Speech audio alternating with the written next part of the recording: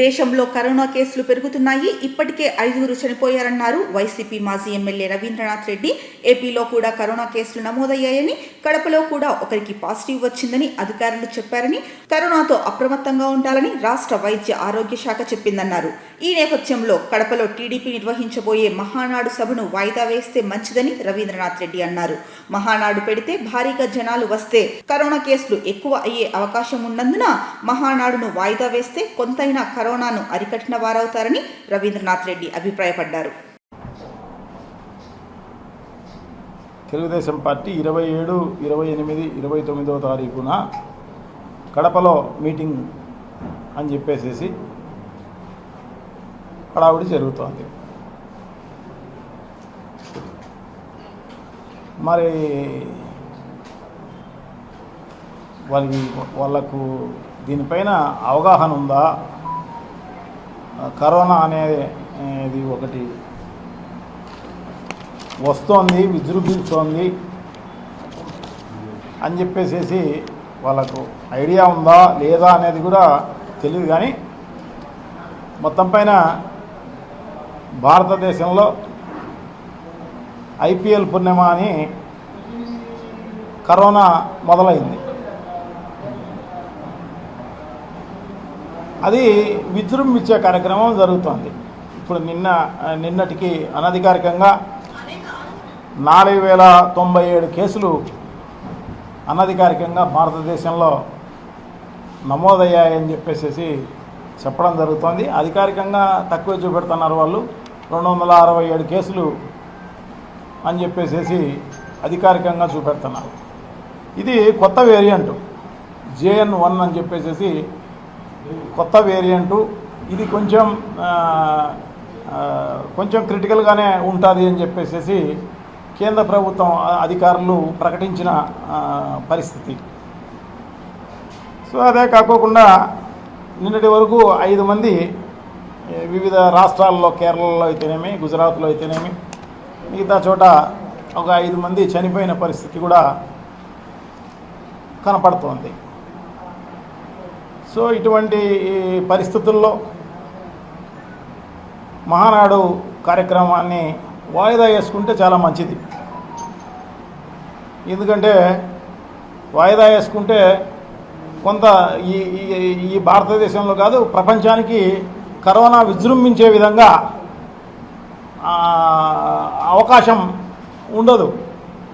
లేకుంటే విజృంభించే కార్యక్రమం ఒక్కసారి లక్షలాది మంది పాల్గొన్నారనుకోండి, దాన్ని ఎలా కొన్ని లక్షల మంది పాల్గొంటే అదే మరుసటి వారం 10 రోజుల్లో కొన్ని కోట్ల మందికి వచ్చే అవకాశం ఉండే కార్యక్రమం జరుగుతుంది.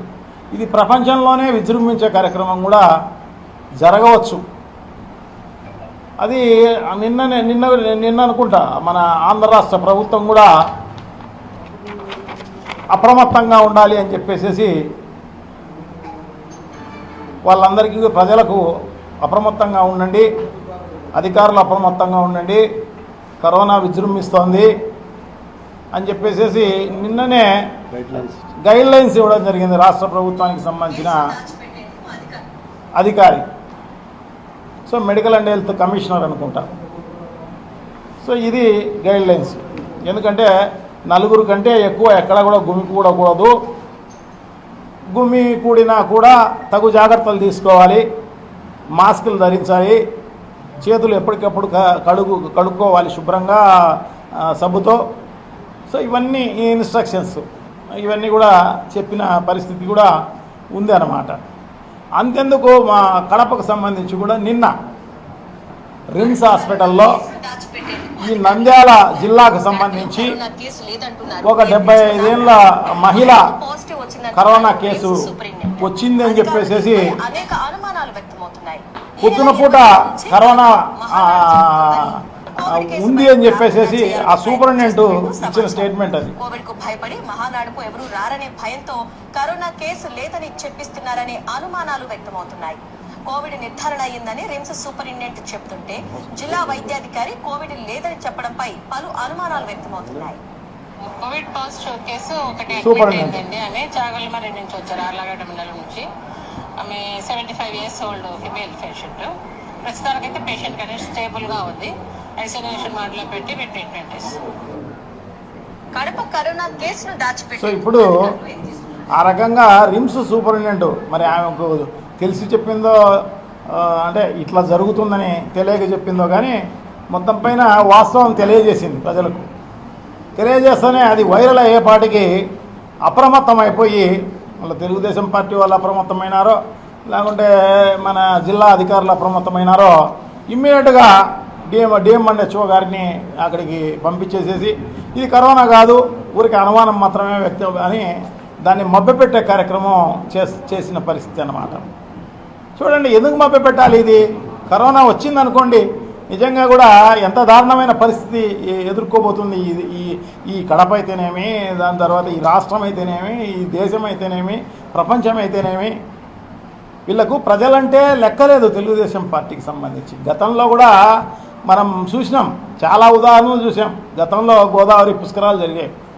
గోదావరి పుష్కరాలు జరిగితే ఈయన పబ్లిసిటీ కోసం, చంద్రబాబు నాయుడు గారి పబ్లిసిటీ కోసము షూటింగ్ తీసే దాంట్లో భాగంగా టైం అంతా పోగొట్టి ఒక్కసారి వదిలేపాటికి ఆ తొక్కిసలాట్లో దాదాపు 29 మంది చనిపోయిన పరిస్థితి గతంలో మనం చూసాం.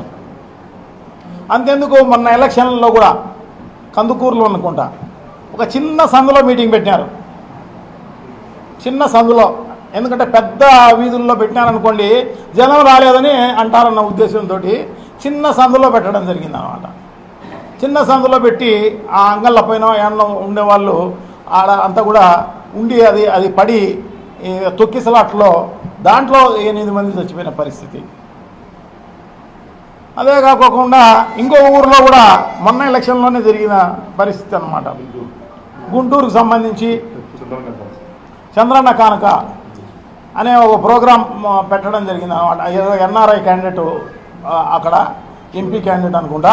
సో ఆయన ఎలక్షన్లలో డబ్బులు ఏదో కానుకలు పంచే కార్యక్రమం పెట్టాడు. దానికి చంద్రబాబుని ఇన్వైట్ చేయడం జరిగింది. అక్కడ 3 చచ్చిపోవడం జరిగింది తొక్కిసలాట్లో. సో దీంట్లో లెక్కే లేదన్నమాట. ప్రజలంటే మనకు ఉపయోగపడితే చాలు, ప్రజలు ఎంతమంది పోయినా పర్వాలేదు, ఇంకొకరు ఎంతమంది పోయినా పర్వాలేదు. అది చంద్రబాబు నైజం.